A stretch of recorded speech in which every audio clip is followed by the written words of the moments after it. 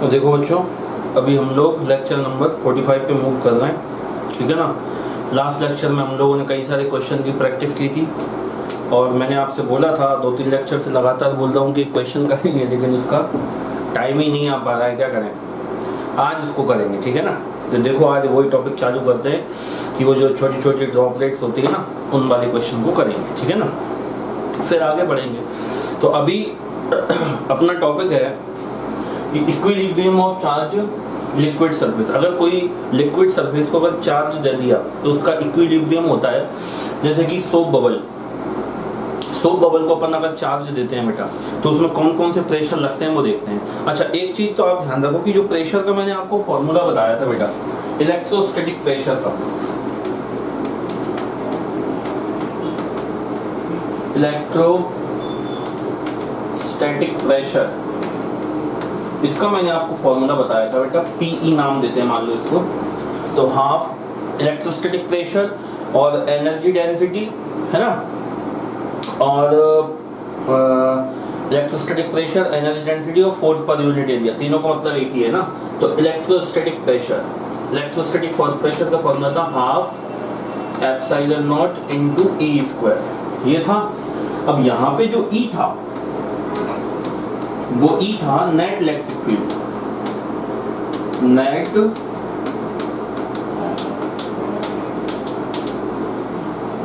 Electric field बताया था मैंने आपको।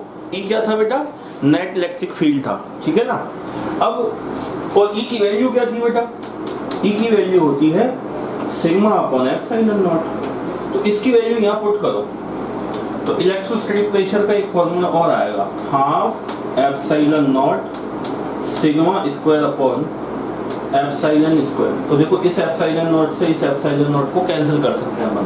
तो इलेक्ट्रोस्टैटिक प्रेशर का फॉर्मूला आता है बेटा half sigma square upon epsilon. इसको भी ध्यान रखो, हालांकि अपन लिख चुके हैं ऑलरेडी, मैं पहले ही फॉर्मूले बता चुका हूँ। चार्ज के फॉर्म में, इलेक्ट्रिक फील्ड के फॉर्म में, सिग्मा के फॉर्म में भी अपन ऐसे देख सकते हैं। तो इलेक्ट्रोस्टैटिक प्रेशर को और लिख सकते हैं अपन half into sigma square upon epsilon naught, ठीक है। ये है अपने काम में आएगा, उसमें क्या है। अब जैसे कि मान लो अपने पास एक सोप बबल है, लिक्विड सरफेस ही होती है। सोप बबल में क्या होता है बेटा, लिक्विड की एक सरफेस होती है, उसके अंदर भी एयर होती है और बाहर भी एयर होती है। जैसे कि अपने पास सोप बबल है,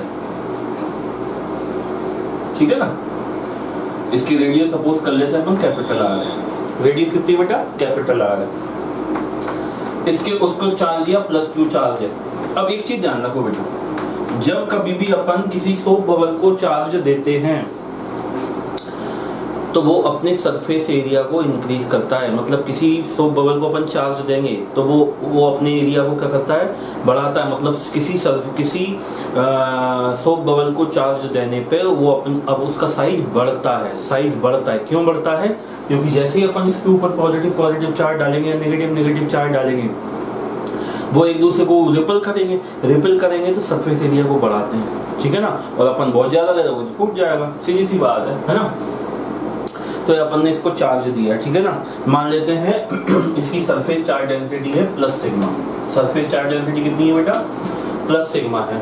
अब इसमें बेटा देखो चार टाइप के फोर्स बोलो चाहे प्रेशर बोलो लगेंगे। कौन कौन से लगेंगे, पहला तो लगेगा बेटा इसमें, फर्स्ट लगेगा पी इनसाइड, एयर का प्रेशर इनसाइड, है ना। और मान लेते हैं लगेगा, एक काम करें ना, ठीक है ऐसे ही नाम देते हैं, और बाहर प्रेशर मान लेते हैं पी आउटसाइड। तो ये तो लगा पी इनसाइड और ये लगा पी आउटसाइड। पी इनसाइड क्या है, अंदर एयर का प्रेशर, बबल के अंदर एयर का प्रेशर, है ना। अपन ने पहले भी अपन ने जो देखा था सर्विस टेंशन, उसमें भी ऐसे ही सपोज किया था। और पी आउट क्या माना था, पी आउटसाइड मतलब सरफेस के बबल के बाहर का प्रेशर, ठीक है।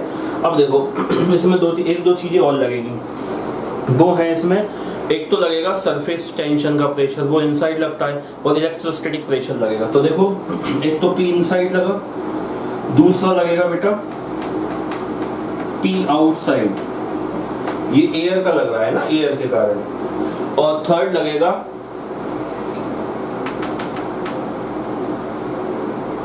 PT, pressure due to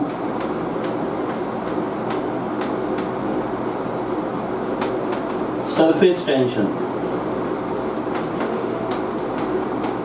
pressure due to surface tension, ठीक है ना, वो लगेगा पीटी, टेंशन के कारण जो फोर्स लगा, ठीक है ना। और एक फोर्स और लगेगा वो पीटी किधर लगेगा, इनसाइड। सरफेस टेंशन का जो प्रेशर होता है वो किधर लगता है, इनसाइड। और एक और लगेगा force pressure due to electrostatic pressure, force लगेगा इलेक्ट्रोस्टैटिक प्रेशर, ठीक है ना। तो मैं यहाँ लिख देता हूँ यार, पीई ये है इलेक्ट्रोस्टैटिक प्रेशर, ये किधर लगेगा, आउटसाइड। चार्ज है ना, तो इलेक्ट्रोस्टैटिक प्रेशर आउटसाइड लगता है। पी आउट ये एयर के कारण है, ड्यू टू एयर, ठीक है। और थर्ड हो गया, इसके बाद फोर्थ लिखते हैं पी इनसाइड, ये भी एयर के कारण अंदर लगेगा, ठीक है ना। तो ये 4 टाइप के प्रेशर लगेंगे, ठीक है ना बेटा। अब अपन इन प्रेशर को इक्वेट करें। अब देखो बेटा, इक्विलिब्रियम पढ़ना है हम। इक्विलिब्रियम का मतलब क्या होता है कि जो सोप बबल है उसके ऊपर सारे फोर्स कैसे, वो इक्विलिब्रियम में है। सोप बबल अगर इक्विलिब्रियम है मतलब उसके पास सारे जो नेट फोर्स या नेट प्रेशर है, फोर्स, अच्छा फोर्स बोलो चाहे प्रेशर बोलो, बात एक ही है, क्योंकि फोर्स पर यूनिट एरिया को ही प्रेशर बोलते हैं, ठीक है ना। तो जो नेट प्रेशर है वो क्या है बेटा, इनसाइड का pressure is equal to outside का प्रेशर, तभी तो इक्विलिब्रियम में है। तो यही कॉन्सेप्ट का यूज कर लेंगे। आपने इसको पहले नोट कर लिया हो तो मैं इसको रब कर रहा हूं, ठीक है ना। देखो जरा,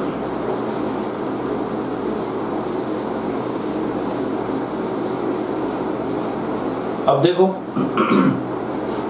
हम लोग लिखें in equilibrium, inside pressure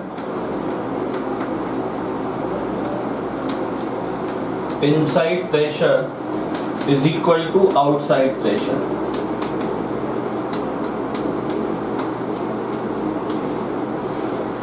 inside pressure, outside pressure. Inside कौन कौन सा लग रहा है, P inside due to air लग रहा है। आउट इनसाइड और कौन सा लग रहा है, टेंशन वाला प्रेशर लग रहा है। आउटसाइड कौन सा लग रहा है, एयर के कारण आउटसाइड वाला लग रहा है, प्लस आउटसाइड लग रहा है इलेक्ट्रोस्टैटिक प्रेशर। फिर मैंने आपको सिखाया था बेटा कि जहां पे ऐसी कर्व सरफेस होती है तो अंदर का प्रेशर ज्यादा होता है, बाहर का प्रेशर जहाँ पे कॉनकेव सरफेस होती है। तो देखो कॉनकेव सरफेस ऐसी है, मतलब इनसाइड का प्रेशर ज्यादा है। तो फिर मैंने आपको एक्सेस प्रेशर भी लिखवाया था, P inside minus P outside, दोनों का डिफरेंस निकालते हैं, उसको बोलते हैं एक्सेस प्रेशर, है ना। तो इसको लिखें पी इनसाइड, आउटसाइड को इधर लेके आओ, P outside is equal to क्या मिला, electrostatic pressure minus pressure due to surface tension, ठीक है ना। अब इसको बोलते हैं एक्सेस प्रेशर, इसको क्या बोलते हैं अपन, एक्सेस प्रेशर बोलते हैं ना। इज इक्वल टू क्या मिला, अच्छा इलेक्ट्रोस्टैटिक प्रेशर कितना होता है बेटा, sigma square upon 2 epsilon not minus, और इसके कारण होता है 2t बाय आर, है ना, 2t बाय आर। तो लिखेंगे 2t बाय आर, तो ये हो जाएगा अपने पास बेटा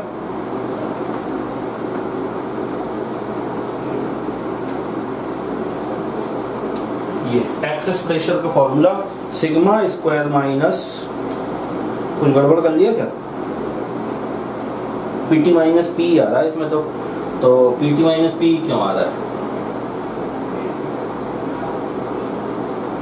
P inside plus PT, P outside plus P, है ना। इलेक्ट्रोस्टैटिक प्रेशर तो आउटसाइड लगेगा ना।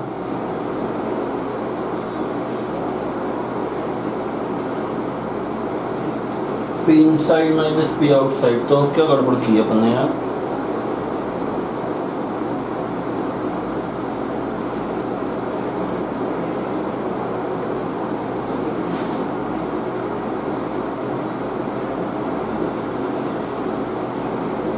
तो inside pressure is equal to outside pressure, तो outside PT plus PO, inside PE. चलो देखते हैं क्या गड़बड़ हो रही है, कुछ तो गड़बड़ है इसमें।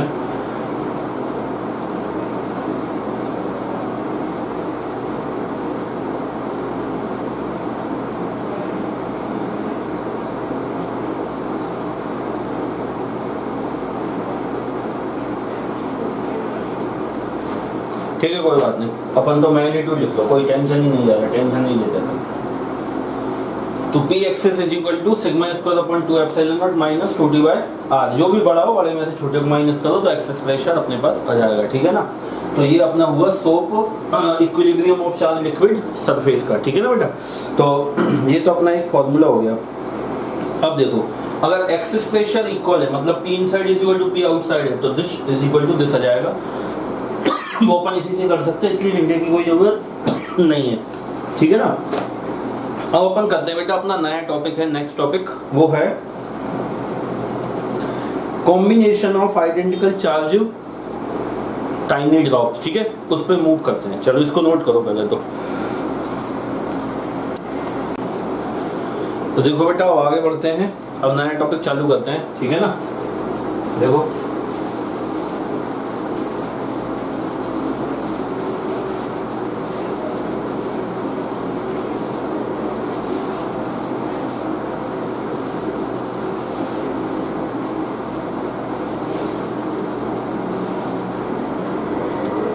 नेक्स्ट है combination of identical charge tiny drops.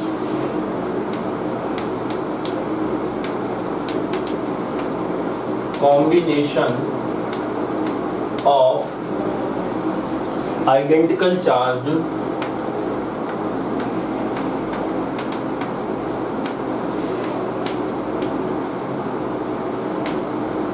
Tiny drops, ये दिया है, ठीक है ना। मान लेते हैं बेटा कि हमको n छोटी छोटी ड्रॉप दे रखी है, ठीक है ना। ये छोटी छोटी ड्रॉप दे रखी है, छोटी छोटी इस तरीके से। कितनी है ये?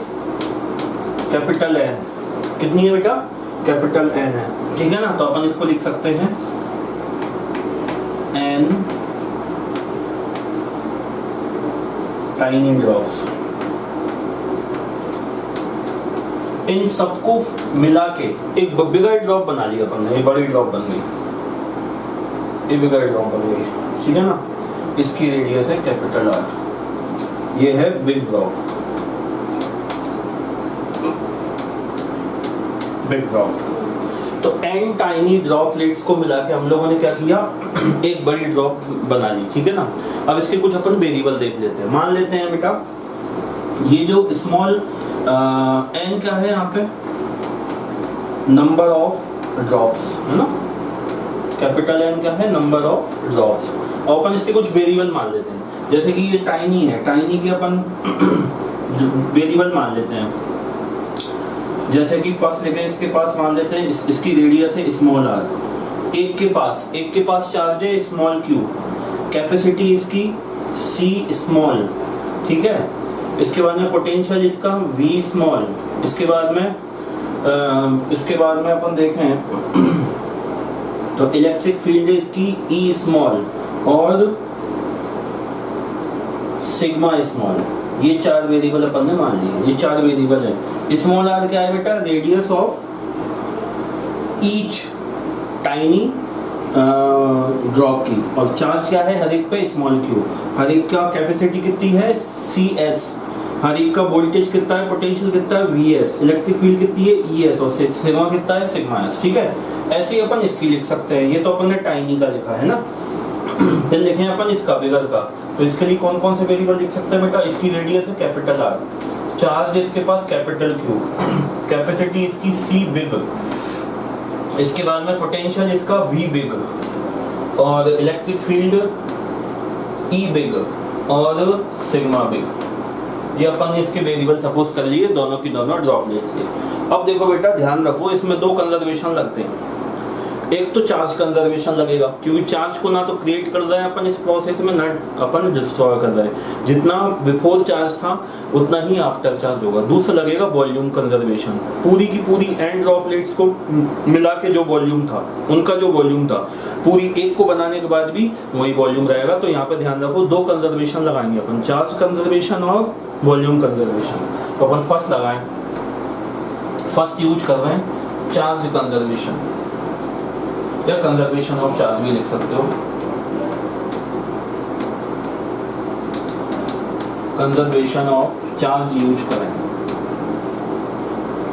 तो यहाँ से आएगा, देखो net before charge is equal to after charge. तो देखो बिफोर कितना, एक ड्रॉपलेट पे स्मॉल क्यू चार्ज था, ऐसी कितनी ड्रॉपलेट है, एन है, इज इक्वल टू क्या आएगा, कैपिटल क्यू। तो कैपिटल क्यू की वैल्यू हो जाएगी तो n q, before is equal to after, ठीक है ना। सेकंड लगाएं,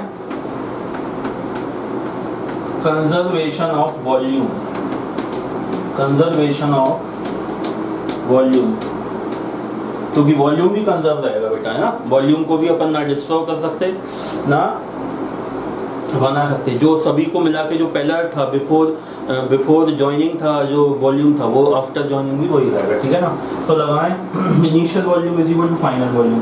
अब देखो एक स्मॉल ड्रॉप का वॉल्यूम कितना होता है, 4/3 पाई स्मॉल आर क्यूब। ऐसी कितनी ड्रॉपलेट्स हैं, कैपिटल एन, तो कैपिटल एन टाइम्स हो गया, है ना।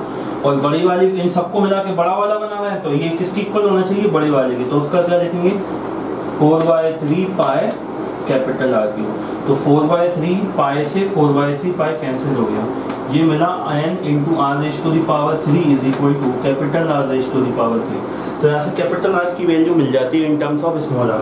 क्यूबिक रूट ले लें अगर बोथ साइड, तो मिलेगा बेटा n raise to the power 1/3 R is equal to R. तो कैपिटल आर की वैल्यू क्या मिली, n raise to the power 1/3 into are, ये रिलेशन मिलता है, ठीक है ना। ऐसी अपन कई और सारी चीजें सॉल्व करते हैं तो अपने को बहुत सारे क्या मिलते हैं बेटा, रिलेशन मिलते हैं, वो अपन लिखते हैं, ठीक है ना। तो ये तो आपको समझ में आ गया होगा कि चार्ज और ये कैसे लिखते हैं, ठीक है। अब मैं कुछ इंपॉर्टेंट इससे रिलेटेड फॉर्मूले लिख देता हूँ, वो अपने को याद रखना है, फिर अपन क्वेश्चन सॉल्व करेंगे, ठीक है ना। चलो इसको मिटा देता हूँ, आप नोट कर लो अच्छे से, नोट कर लो बेटा इसको पहले अच्छे से।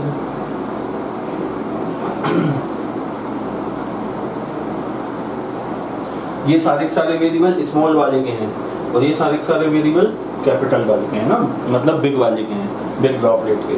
तो अब देखो अपन कुछ फॉर्मूले लिखते हैं।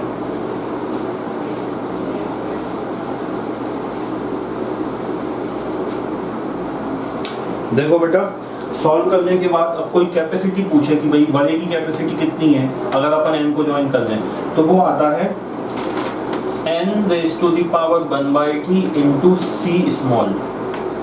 मतलब बड़े वाली कैपेसिटी कितनी आती है, n raise to the power 1/3 into c small.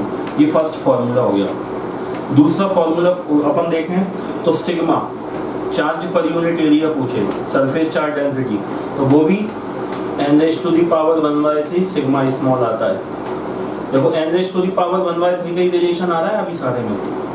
Third देखें तो सिग्मा के बाद अपन देखें बेटा इलेक्ट्रिक फील्ड, तो electric field of big is equal to n raise to the power 1/3 electric field of small, ये आ गया।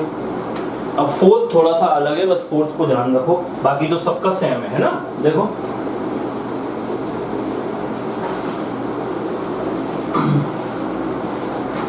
फोर्थ अलग दे रखा है, फोर्थ फॉर्मूला है वोल्टेज का, voltage of bigger drop is equal to n raise to the power 2/3 voltage of smaller drop. सभी में देखो 1/3 आ रहा है, सिर्फ वोल्टेज में कितना आ रहा है, n raise to the power 2/3 आ रहा है, इसको याद रखना है।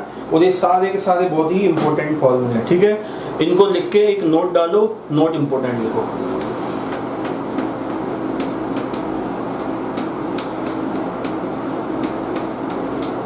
इंपॉर्टेंट नोट लिखो बेटा, इसमें लिखो when a soap bubble is charged, when a soap bubble is charged either positive or negative, bracket में लिख लेना either positive or negative, then the size increases, somewhat and size increases somewhat and अभी मैं आ रहा कि and मत लिखो, full stop कर दो। हालांकि मैं आपको बता चुका हूं कि अगर पॉजिटिव चार्ज देते हैं तो मास रिड्यूस होता है और नेगेटिव चार्ज देते हैं तो मास इंक्रीज होता है, वही पॉइंट है, ठीक है। वो आपको मालूम है ऑलरेडी। अब बेटा ये जो सोप बबल है, टाइनी ड्रॉपलेट और बिगर ड्रॉपलेट वाला, इसके अपन क्वेश्चन सॉल्व करते हैं, ठीक है ना। जो मैं आपको 2-3 दिन से बोल रहा था वो क्वेश्चन सॉल्व करते हैं, फिर अपन आगे बढ़ेंगे। तो देखो फर्स्ट क्वेश्चन लिखो बेटा, इसका लिखो फर्स्ट क्वेश्चन लिखो। क्वेश्चन है 27 spherical drops, 27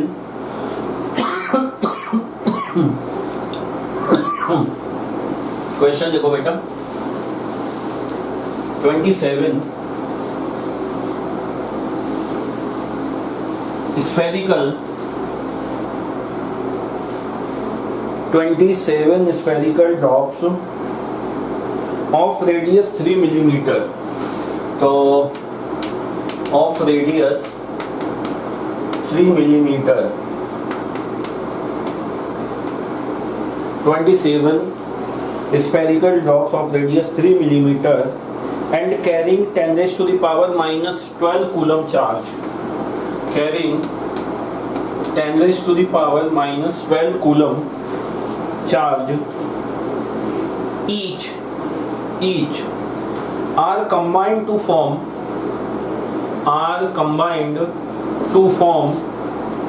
a single drop, are combined to form a single drop. Find the capacitance and potential of the bigger drop. Find the capacitance and potential of the bigger drop. Capacitance and potential of the bigger drop. ठीक है ना? तो कितनी है बेटा? 27 smaller drops हैं, उसकी radius है 3 मिलीमीटर, मतलब 3 into 10 raise to the power minus 3 metre, और चार्ज कितना है हर एक पे चार्ज कितना है 10 raise to the power minus 12 coulomb. ऐसी 27 ड्रॉप्स हैं, है ना? तो अपन चार्ज कंजर्वेशन लगाएं पहले। तो first capital Q is equal to आएगा n टाइम्स स्मॉल q। तो capital Q charge on bigger drop कितना मिलेगा बेटा? 27 into 10 raise to the power minus 12 coulomb. तो ये तो मिल गया अपने को Q की वैल्यू। फिर दूसरा लगाएं वॉल्यूम कंजर्वेशन। तो उसमें क्या लिखेंगे बेटा? बिगर ड्रॉप का वॉल्यूम कितना होता है? 4/3 पाई RQ, या डायरेक्ट भी लिख सकते हो आप। डायरेक्ट लिख देता हूं मैं। कैपिटल R का रिलेशन होता है n raise to the power 1/3 into small r। तो कैपिटल R की वैल्यू क्या मिली बेटा? यहाँ से रेडियस मिल जाएगी, मतलब 27 रेज़ टू दी पावर 1/3, और स्मॉल r कितना है बाद में पुट कर लेंगे, ठीक है ना, r। तो कैपिटल R की वैल्यू मिली, इसको लिख सकते हैं वो 27 को 3 रेज़ टू दी पावर 3 और whole raise to the power 1/3 into r। तो 3 से 3 क्या हो गया बेटा? कैंसिल हो गया। तो ये देखो स्मॉल r और कैपिटल R में रिलेशन आ गया। Capital R is equal to thrice of small r। 3 into small r कितना है? 3 into 10 raise to the power minus 3 metre. तो r की वैल्यू हो गई बेटा 9 into 10 raise to the power minus 3 metre. तो ये बिगर ड्रॉप की रेडियस आ गई, ठीक है ना। अब उसने अपने से पूछा है कि बताओ भाई कैपेसिटी कितनी है ना। अब स्फेरिकल की कैपेसिटी क्या होती है? सिंगल स्फेयर है तो 4 pi epsilon not capital R। बड़े वाले की कैपेसिटी पूछी है उसने, तो C बिग की पूछी है ना, तो C बिग तो 4 पाई एप्सिलॉन नॉट। तो इसको लिख सकते हैं 1/9 into 10 raise to the power 9, और R की वैल्यू कितनी? 9 into 10 raise to the power minus 3। तो इससे ये कैंसिल हो जाएगा। तो कैपेसिटी ऑफ बिगर ड्रॉप कितनी आई बेटा? ऊपर आएगा -9 आ जाएगा, 10 raise to the power minus 12 farad, मतलब 1 पिको फेरेड भी बोल सकते हैं, 1 पिको फेरेड। जो आपको अच्छा लगे, जैसा ऑप्शन में दिया हो वो आंसर हो जाएगा। 1 पिको फेरेड आई। कैपेसिटी कितनी आई? 1 पिको फेरेड। अब उसने देखो क्या पूछा अपने से? पोटेंशियल पूछा है बिगर ड्रॉप का। तो अपन रिलेशन भी जानते हैं, ठीक है ना, तो रिलेशन से भी कर सकते हैं, क्योंकि V इज इक्वल टू, अच्छा स्मॉल का नहीं दे रखा तो नहीं कर सकते, कोई बात नहीं। तो अपन एक काम करें ना, देखो Q is equal to CV, तो C is equal to Q upon V भी कर सकते हैं। तो V पता चल जाएगा, चार्ज C पता है और Q भी पता है, स्मॉल पे भी पता है, बड़े पे भी पता है, ठीक है ना। और KQ/R भी लिख सकते हैं, क्योंकि स्फेरिकल जो स्फीयर जो होता है उस पर पोटेंशियल कितना होता है? KQ/R होता है ना। तो किसी भी तरीके से कर सकते हैं। देखो जरा, अपने से पूछता है पोटेंशियल लिखें, तो Q इज इक्वल टू होता है C big into V big, है ना। तो वी बिग वाले का पूछा है तो क्या लिखेंगे, Q अपॉन सी बिग।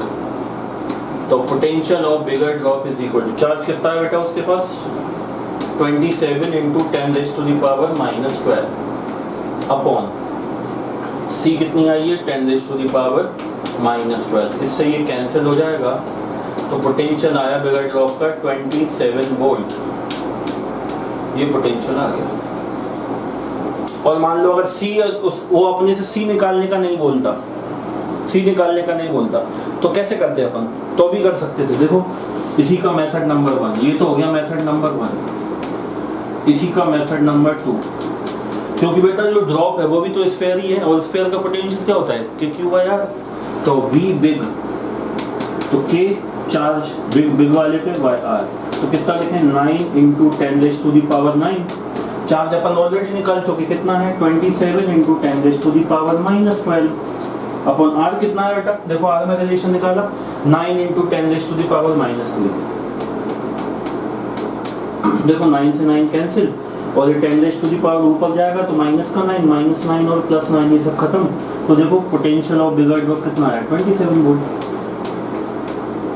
ऐसे भी कर सकते थे, वो डिपेंड करता है कि डेटा कैसा दिया है अपने को, उसके अकॉर्डिंग अपन कॉन्सेप्ट यूज कर सकते हैं, ठीक है ना, ऐसा। ठीक है बेटा, तो ये एक क्वेश्चन था जो मैंने आपको बताया, इसको नोट कर लो, फिर अपन सेकंड क्वेश्चन करेंगे। इसके 2-3 क्वेश्चन की प्रैक्टिस कर लेते हैं, फिर नई चीज पढ़ेंगे। ठीक है, करो जल्दी से नोट।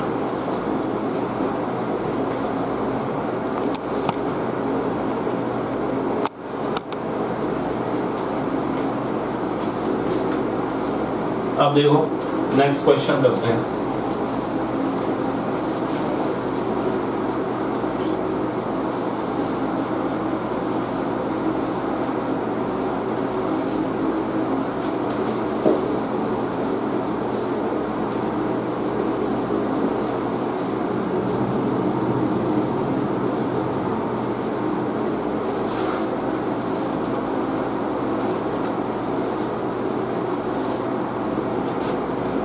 लिखो बेटा क्वेश्चन लिखो।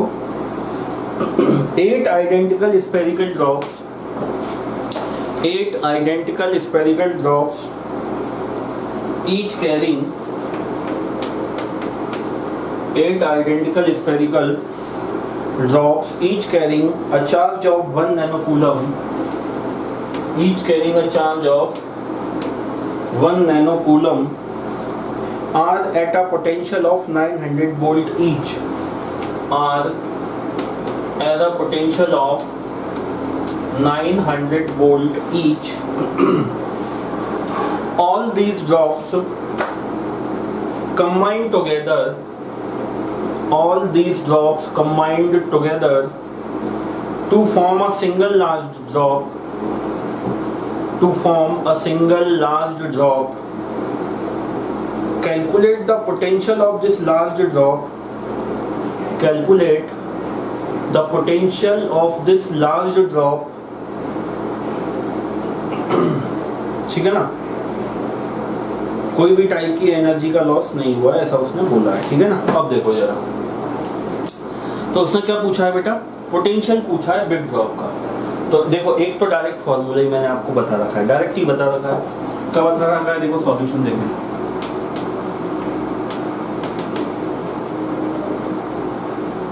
V मेथड नंबर 1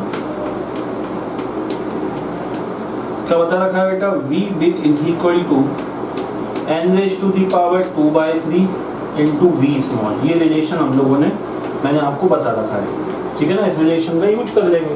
अब देखो नैनो क्या लिख सकते हैं 1 इंटू 10⁻⁻9 कूलम। ठीक है ना, अब V big पूछा तो n कितना है बेटा 8, तो 8⁻2/3 इंटू V स्मॉल कितना है 900। तो V बिग देखो इसको लिख सकते हैं 8 को 2⁻³ इंटू मल्टीप्लीकेशन में 2/3 इंटू 900।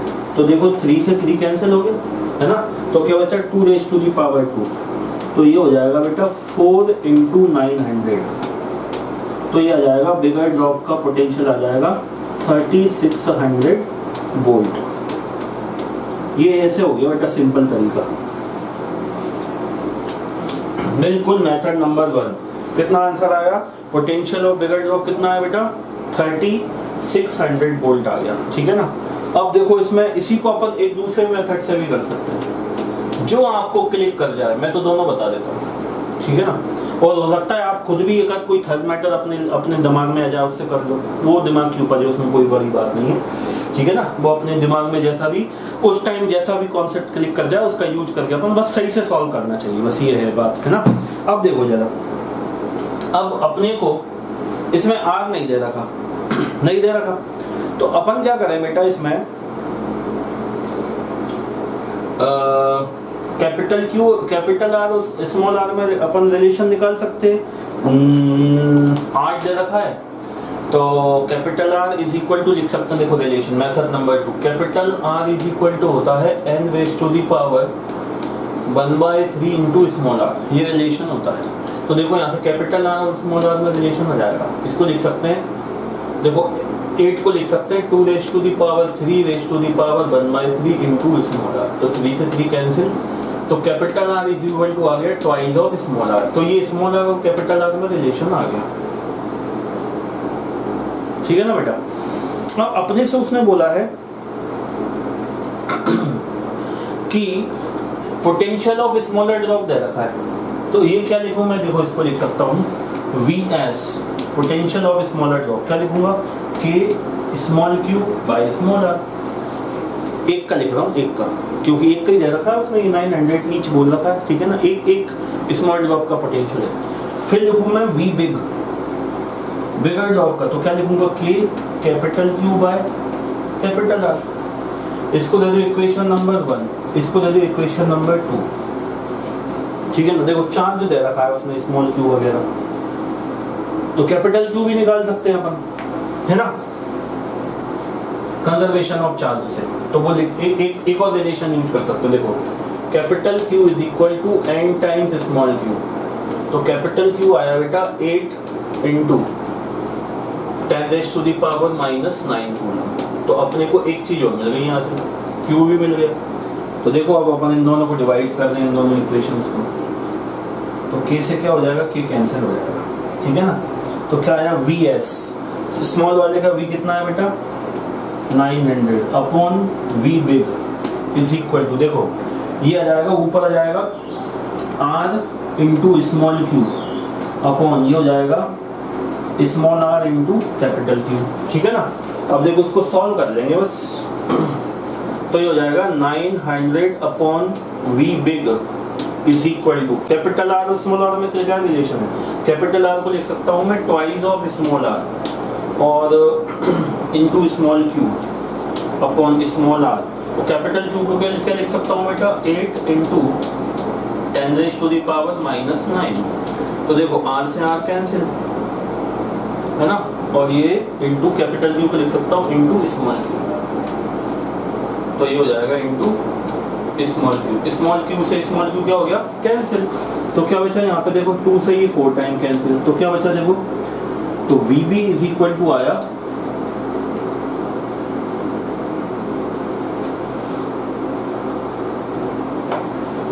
9 हो गया, और कुछ गड़बड़ है क्या,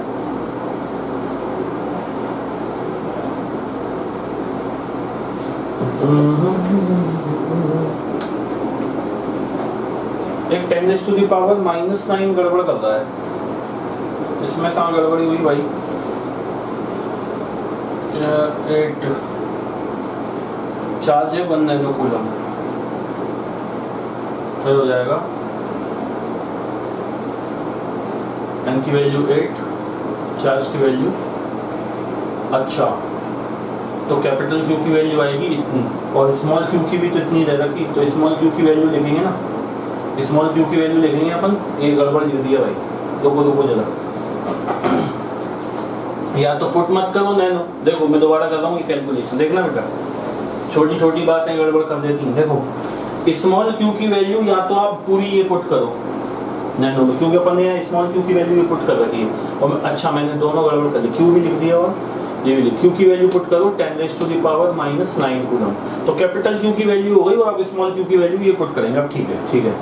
तो अब लिखें बेटा 900 upon VB is equal to capital R की वैल्यू कितनी है 2r है ना, स्मॉल क्यू की वैल्यू कितनी है 1 into 10⁻⁻⁹ coulomb upon small R as it is. Capital Q की वैल्यू कितनी है 8 इंटू 10⁻⁹ वैल्यू पुट करना है, फिर दोनों की वैल्यू पुट करना है। आर से आर कैंसिल, इससे ये कैंसिल, इससे ये 4 टाइम कैंसिल। तो देखो वीवी की वैल्यू कितनी आ रही है 9 इंटू 3600 है ना, मतलब 9 इंटू 400 तो कितनी आई 3600 वोल्ट आंसर आ रहा है। ठीक है ना, तो इस तरीके से दोनों मेथड से कर सकते हैं। ये देखो ये शॉर्टकट कितने 2-3 स्टेप में ही हो गया। ये तो अपन मन में भी सोच सकते हैं, ये भी मन में सोच सकते हैं, बस इसको लिखना है, प्रैक्टिस हो जाती है। उसके बाद की बात बता रहा हूँ एग्जाम में, फाइनल एग्जाम में। ठीक है ना बेटा, तो जो दिमाग में आ जाए उस मेथड से अपन उस टाइम पे क्लिक, जो मेथड क्लिक कर रहा है उस टाइम उससे सॉल्व कर सकते हैं। ठीक है ना, अब इसको नोट करो, एक क्वेश्चन और करते हैं बस खत्म, फिर अब अपन और आगे की चीजें पढ़ेंगे।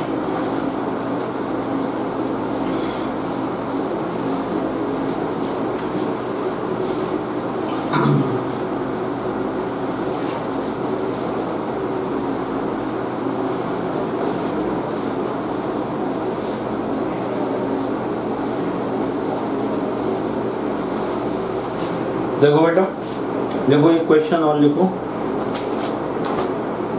27 charge water droplets, 27 charged water droplets, each of radius 10⁻³ meter, each of radius 10⁻³ meter, and having a charge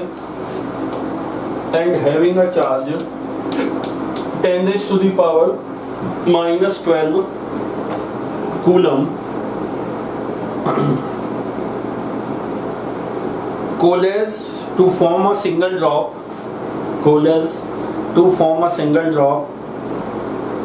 calculate the potential of the bigger drop,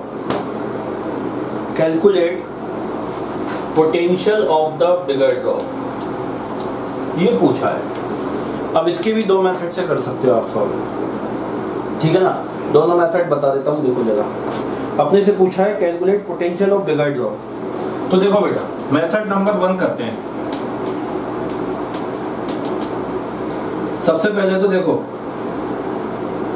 अपने को एक रिलेशन मालूम है V big is equal to n⁻²/3 V small, लेकिन V small मालूम नहीं है। लेकिन V small का डेटा मालूम है, K/R होता है। स्मॉल q भी मालूम है और स्मॉल r भी मालूम है। तो अपन लिखें, यहाँ से निकालें V small, उसका फॉर्मूला होता है K/r। तो लिखेंगे 9 इंटू 10⁻⁹, Q कितना है बेटा 10⁻⁻12, स्मॉल r कितना है 10⁻⁻3। देखो बेटा, इससे ये कैंसिल हुआ तो -9 और +9 खत्म हो गया। तो कितना आया, स्मॉल ड्रॉप का पोटेंशियल कितना आया 9 वोल्ट। अब ये आ गया ना, इसकी वैल्यू उठा के यहाँ डाल देंगे तो अपने को पता चल जाएगा potential of bigger drop is equal to n⁻²/3 into potential of smaller drop. तो n कितना है बेटा 27⁻²/3 इंटू पोटेंशियल ऑफ स्मॉलर कितना है 9। तो potential of bigger drop is equal, इसको लिख सकते हैं 3⁻³ इंटू 9। तो 3 3 जा 9, तो पोटेंशियल आया 9 इंटू 9, 3 का स्क्वायर है ना, तो 3 का स्क्वायर 9 इंटू 9। तो बिगर ड्रॉप का पोटेंशियल आ गया बेटा 81 वोल्ट।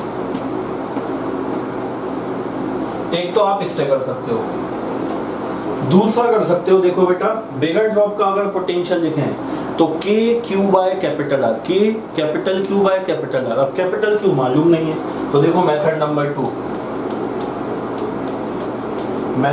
2 K तो अपन निकाले capital Q is equal to होता है n टाइम्स स्मॉल q।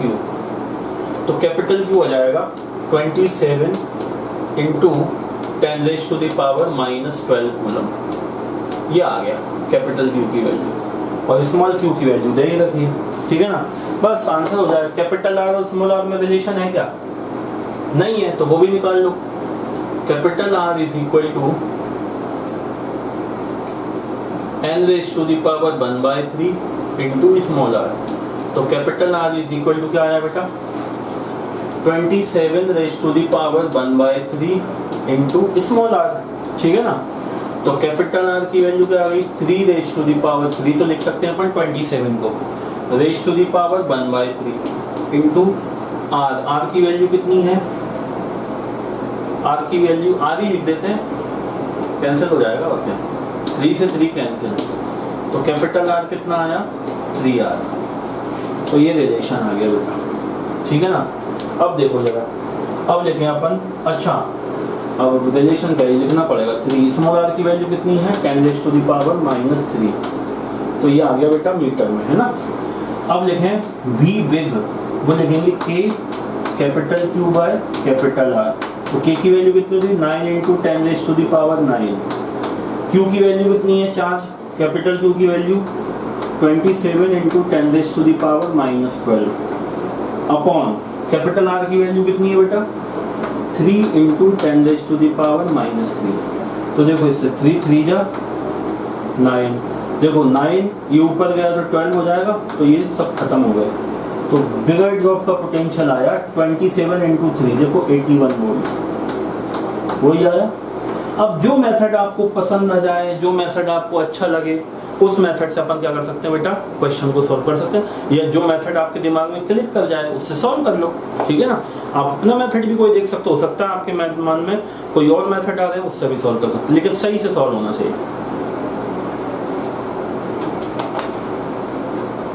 ठीक है ना बेटा। करो इसको, नोट करो, अपन एक थोड़ा नोट डालेंगे, स्पेशल नोट, कुछ छोटी छोटी बातें देखेंगे कैपेसिटर से रिलेटेड, फिर नए टॉपिक पे जंप करेंगे। करो इसको नोट जल्दी से।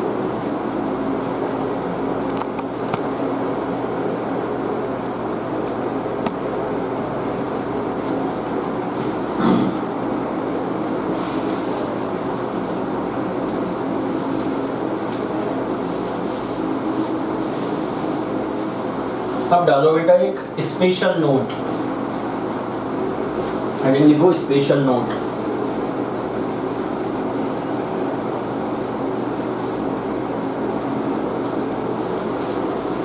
हेडिंग लिखो बेटा स्पेशल नोट, स्पेशल नोट, ठीक है।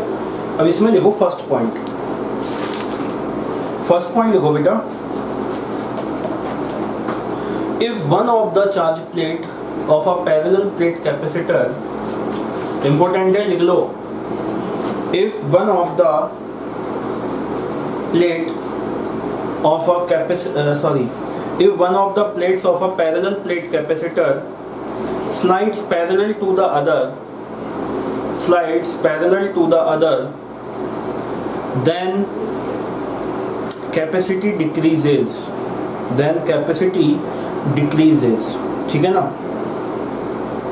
देखो जरा, जैसे कि फर्स्ट पॉइंट लिखना है अपन स्पेशल नोट का, जैसे कि मान लो ये पैरेलल प्लेट है इसकी कैपेसिटर की, इस टाइप से, ठीक है ना बेटा, इस टाइप से है, और ये दूसरी भी यही होना चाहिए, लेकिन दूसरी वाली को अपन ने क्या कर दिया बेटा स्लाइड कर दिया, ये यहाँ से ना होते हुए यहाँ से ऐसे हो गई, आना यहाँ चाहिए था, ये नीचे तक शिफ्ट हो गई, ठीक है ना, ऐसे। और ये जो था यहाँ था, ये हो गया यहाँ शिफ्ट, ऐसे हो गई। मतलब कहने का ये है कि जो प्लेट है वो अपन ने क्या कर ली, देखो ये वाला जो कॉर्नर था, ये वाला जो कॉर्नर था ये यहाँ पे था, अब ये कहाँ आ रहा है बेटा यहाँ, ये इतनी शिफ्ट कर दी ना अपन ने, ठीक है नहीं की। तो एक्चुअली क्या होता है, देखो ओवरलैपिंग एरिया वाला लिया जाता है, जो एरिया क्या हो रहा हो ओवरलैप होता है, ठीक है ना। तो देखो इसमें ये तो पूरे ही आ रहा है, अब इसमें अगर अपन देखा जाए तो ये वाला एरिया देखो ओवरलैपिंग एरिया कौन सा है, देखो ये वाला, एक्चुअली ये दोनों प्लेट ऐसी हैं, इसमें से एक जो प्लेट है उसको थोड़ा सा नीचे शिफ्ट कर दिया, तो जो प्लेट है ना उसमें जो एरिया लेते हैं वो ओवरलैपिंग वाला एरिया लिया जाता है। तो एक काम करते हैं, ऐसा आपको थोड़ा सा डायग्राम में कंफ्यूजिंग लग रहा होगा, दूसरा सिंपल सा बना देता हूँ। देखो इनिशियली दोनों की दोनों प्लेट्स ऐसी थी, ऐसी आमने सामने, इनिशियली ऐसी थी, दोनों के एरिया सेम थे, ठीक है ना। अब क्या किया अपन ने, फाइनली इसको एक जो प्लेट है वो मूव कर गई, तो एक तो ऐसी है, दूसरी वाली मूव कर गई।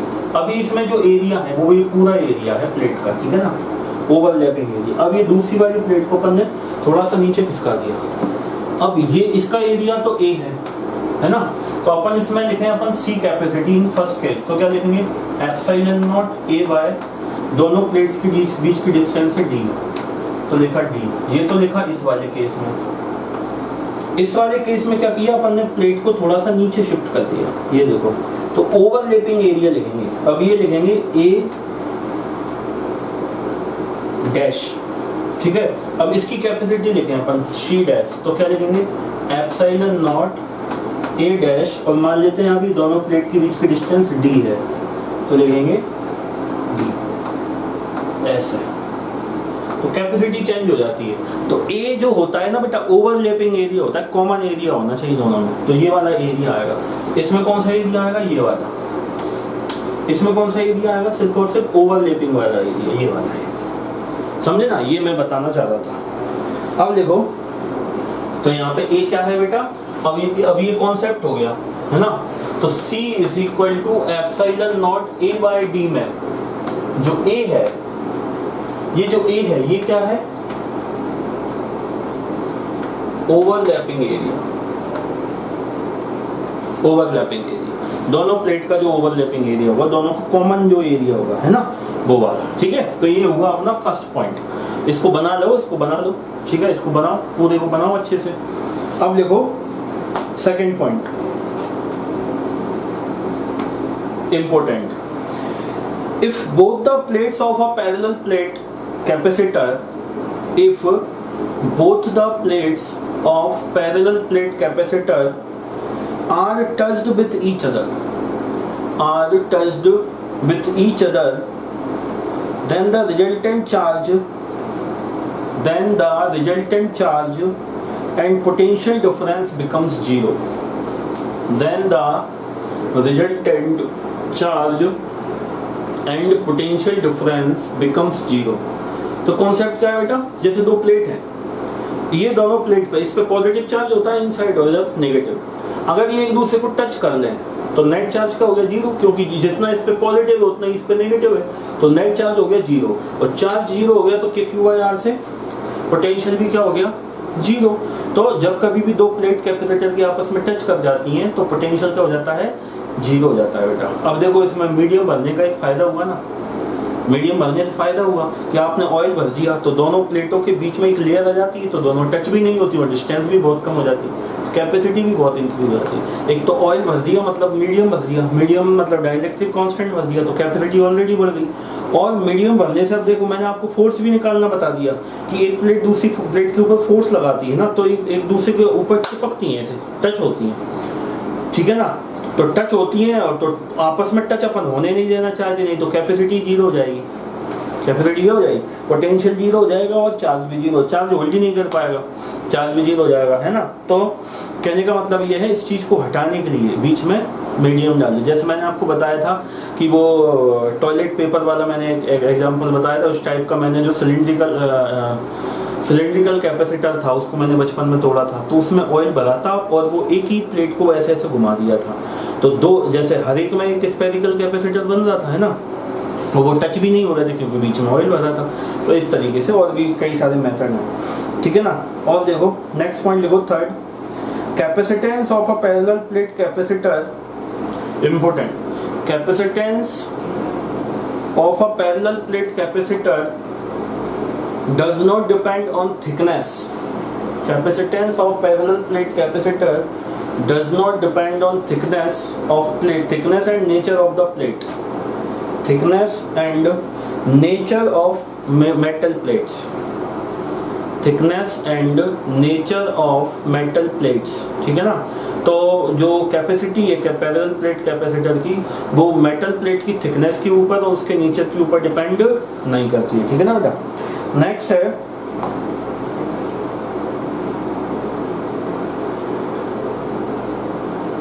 If nothing is mentioned, next point लिखो बेटा, if nothing is mentioned, if nothing is mentioned then assume, if nothing is mentioned then assume the battery to be disconnected, the battery to be disconnected and charge is constant, and charge is constant,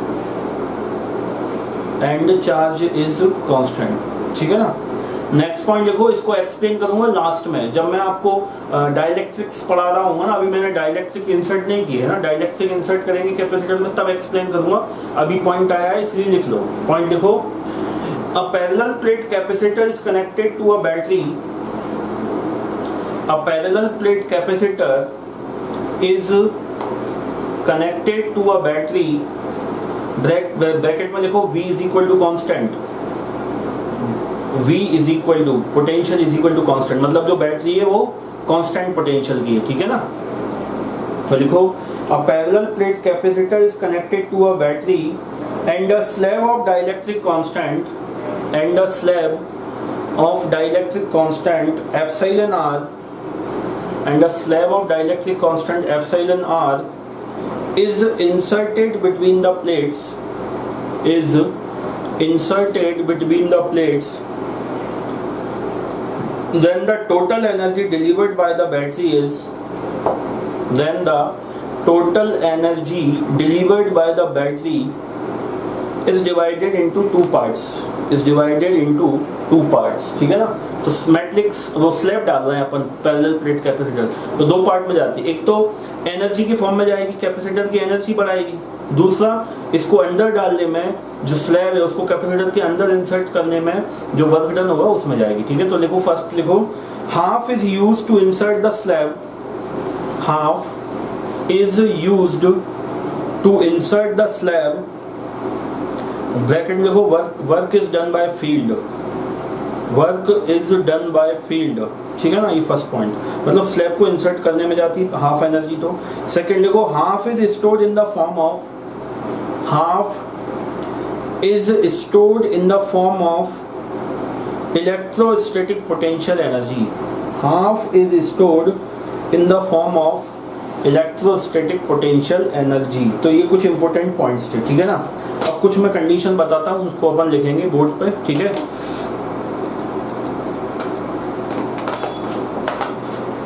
और आगे बढ़ेंगे, ठीक है ना बेटा। इसको note करो पहले जल्दी से।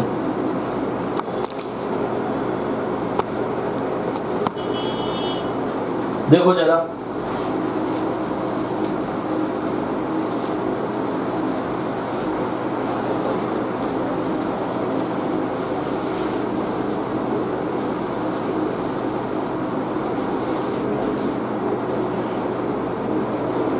देखो अपन एक टेबल बनाते हैं। If battery is disconnected,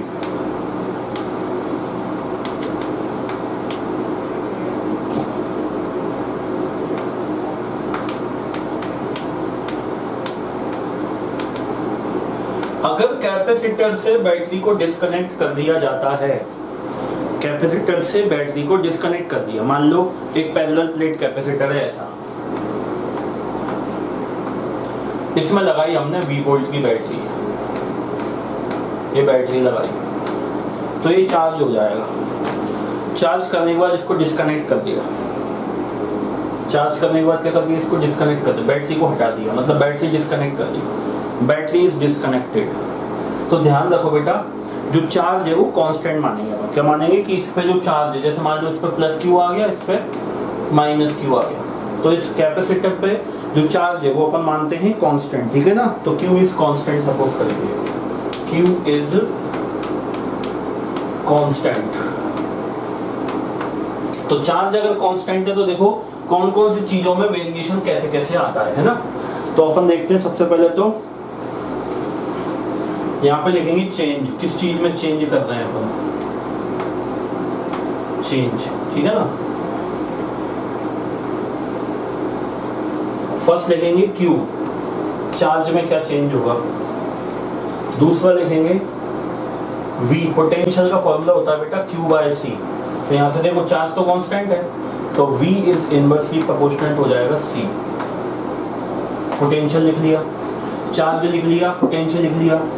अब लिखेंगे इलेक्ट्रिक फील्ड। इलेक्ट्रिक फील्ड लिखेंगे, इलेक्ट्रिक फील्ड के कई सारे फॉर्मूले हैं, लेकिन अपन किसके फॉर्म में लिखेंगे? चार्ज के फॉर्म में, क्योंकि चार्ज यहाँ पे कांस्टेंट है ना, तो रिलेशन आसानी से लिख सकते हैं। तो E का फॉर्मूला हुआ बेटा charge upon epsilon naught epsilon r into A, यही होता है, ठीक है ना। सिग्मा अपॉन एप्सिलॉन होता है, सिग्मा में लिखेंगे चार्ज पर यूनिट और एप्सिलॉन नॉट इनटू एप्सिलॉन। फिर लिखेंगे capacity C is equal to क्या होता है? Epsilon naught epsilon r into A by D, ये कैपेसिटी का फॉर्मूला। इसके बाद में है energy, U is equal to Q square by 2C होता है।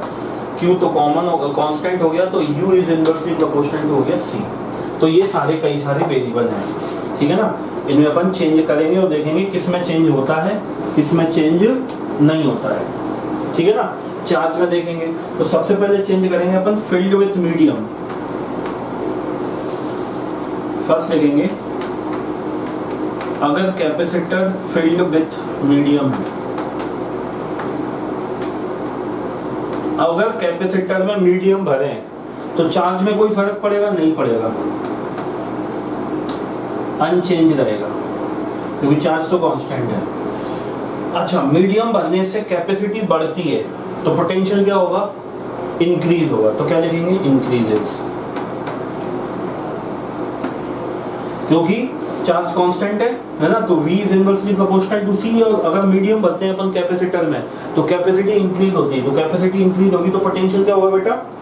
कैपेसिटी इंक्रीज होती है ना, पोटेंशियल डिक्रीज होगा ना, डिक्रीजेस, ठीक है ना। पोटेंशियल क्या होगा बेटा? डिक्रीज होगा। इलेक्ट्रिक फील्ड लिखें तो देखो, इलेक्ट्रिक फील्ड लिखें अपन तो एप्सिलॉन r की वैल्यू इंक्रीज हो रही है। एप्सिलॉन r की वैल्यू, देखो चार्ज तो कांस्टेंट है, तो यहाँ से लिख सकते हैं E is inversely proportional to epsilon r, है ना। तो E is inversely proportional to epsilon, और एप्सिलॉन r की वैल्यू बढ़ रही है तो E इलेक्ट्रिक फील्ड की वैल्यू डिक्रीज हो रही है।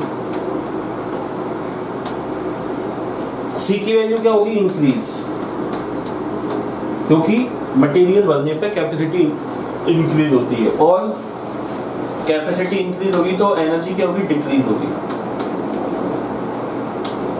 डिक्रीज होगी। ऐसे अपन चेक कर सकते हैं, ठीक है ना। तो ये था फर्स्ट। दूसरा देखते हैं डिस्टेंसेस। दूसरा फैक्टर कौन सा है वो देखते हैं बेटा। डिस्टेंस है डिक्रीज, मतलब डिस्टेंस इज डिक्रीज्ड। अगर डिस्टेंस को डिक्रीज करें तो ये तो अनचेंज ही रहेगा, इस पर कोई फर्क नहीं पड़ेगा। डिस्टेंस को डिक्रीज करते हैं तो देखो C is equal to epsilon naught epsilon r A by D। Distance decrease होगा तो कैपेसिटी क्या होगी? इंक्रीज होगी, और कैपेसिटी इंक्रीज हुई तो पोटेंशियल क्या होगा? डिक्रीज होगा, तो ये डिक्रीज ही जाएगा इसमें भी, ठीक है। अब डिस्टेंस डिक्रीज की, ठीक है ना। तो अगर डिस्टेंस अपन डिक्रीज करें तो इलेक्ट्रिक फील्ड पे कोई फर्क ही नहीं पड़ेगा, क्योंकि इलेक्ट्रिक फील्ड का डिस्टेंस से कोई लेना देना नहीं है, क्योंकि वो पैरेलल प्लेट कैपेसिटर है, और प्लेट की जो इलेक्ट्रिक फील्ड है सिग्मा अपॉन 2 एप्सिलॉन नॉट, वो डिस्टेंस के ऊपर डिपेंड नहीं करती, तो ये अनचेंज रहेगा, ठीक है ना। और डिस्टेंस डिक्रीज करेंगे तो कैपेसिटी इंक्रीज हो जाएगी, और डिस्टेंस डिक्रीज किया तो कैपेसिटी इंक्रीज हुई तो ये डिक्रीज हो जाएगी एनर्जी, इस तरीके से। तो ये हुआ सेकंड चीज का इफेक्ट, ठीक है ना बेटा। अब थर्ड, अगर एरिया को चेंज करें, एरिया को इंक्रीज करें,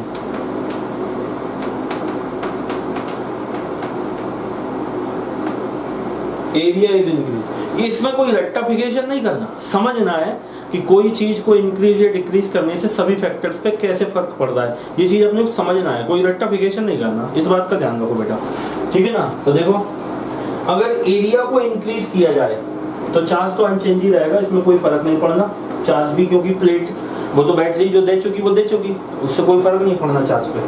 ये भी क्या होगा बेटा, एरिया अगर डिक्रीज किया, एरिया डिक्रीज किया तो कैपेसिटी डिक्रीज हो जाएगी, एरिया डिक्रीज किया तो कैपेसिटी क्या हो जाएगी, डिक्रीज हो जाएगी, कैपेसिटी डिक्रीज हुई तो पोटेंशियल क्या हो जाएगा, इंक्रीज हो जाएगा। एरिया को इंक्रीज किया ना अपन ने, एरिया को अगर इंक्रीज करें तो कैपेसिटी क्या हो जाएगी, इंक्रीज हो जाएगी, कैपेसिटी इंक्रीज हुई तो वोल्टेज डिक्रीज ही होगा, तो वोल्टेज डिक्रीज हो गया। फिर देखें इलेक्ट्रिक फील्ड, ये देखो इनवर्सली प्रोपोर्शनल है, एरिया को इंक्रीज करेंगे तो डिक्रीज हो जाएगा, डिक्रीज। एरिया को इंक्रीज करेंगे तो कैपेसिटी इंक्रीज होगी,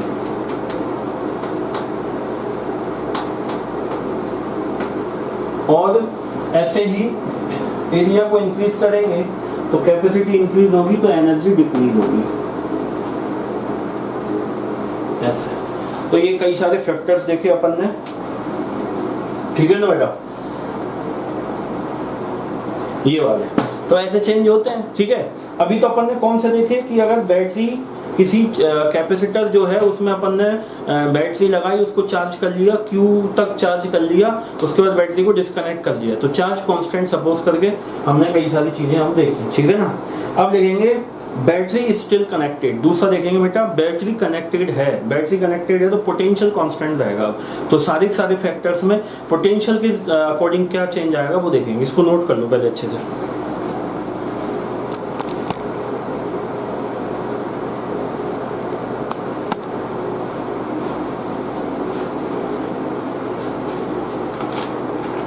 तो देखो बेटा, आज अपने लेक्चर में यहीं तक करते हैं, थोड़ा लेंथी जाएगा वीडियो, इसलिए आज यहीं रहने देते हैं। कल इसका मैं सेकंड केस बताऊंगा और फिर अपन नया टॉपिक कॉम्बिनेशन ऑफ कैपेसिटर्स देखेंगे, ठीक है। Parallel combination, series combination and mixed combination, वो सब चीज़ें देखेंगे, ठीक है। आज के लिए इतना ही होता, ठीक है ना। अभी आप लोगों से पूछा कि भाई कौन कौन वीडियो बना रहा है, वीडियो देख रहा है, लेक्चर नोट्स बना रहा है, वो सब पोस्ट किए, वो देखा मैंने, अच्छा लगा मेरे को। ऐसे ही बेटा उनको सॉल्व भी करो। अभी मैंने आपको ध्यान हो तो एक्स्ट्रा क्वेश्चन आपको मैंने भेजे हैं कि संडे को जो एग्जाम होगा उसके लिए आप लोगों को क्या करना है, इलेक्ट्रोस्टैटिक्स के एक्स्ट्रा कुछ मैंने क्वेश्चंस आपको भेजे हैं, उनके आंसर की भी भेजी और सॉल्यूशन भी भेजा है, ठीक है ना। उसको सॉल्व करो, देखो कोई चीज प्रॉब्लम आती है तो बेटा उसको पूछो, अल्टीमेटली क्वेश्चन सॉल्व करोगे बेटा वही काम में आएगा, ठीक है ना। चलो, थैंक यू।